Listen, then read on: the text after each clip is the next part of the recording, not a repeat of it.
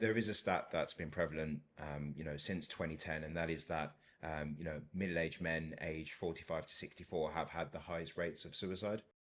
So to a lot of people watching, that won't come as any surprise. I guess my question is, if there was one kind of cultural or workplace shift or adjustment that you feel could move the dial on men's mental health, what would that be? Well, if I could only have one, I think it would be shifting the dial on what is understood to be acceptable for men to think, feel, and say. So I feel, unfortunately, and the numbers sadly bear this out, we still, I think, have a societal oppression almost of men being able to say out loud, I'm not actually doing so well.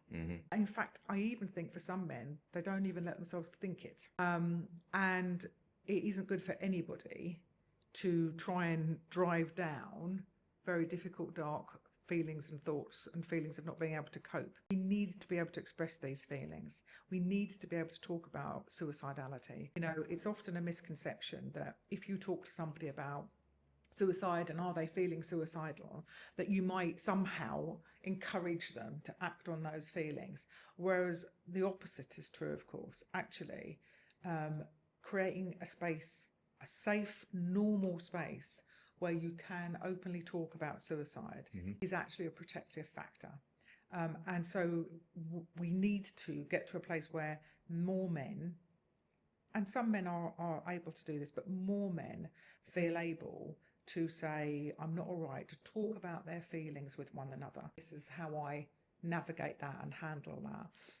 We've got to break down this, enduring and, dangerous, actually, cultural issue, which is, men don't talk about feelings because men are just as capable of talking about their feelings as women are.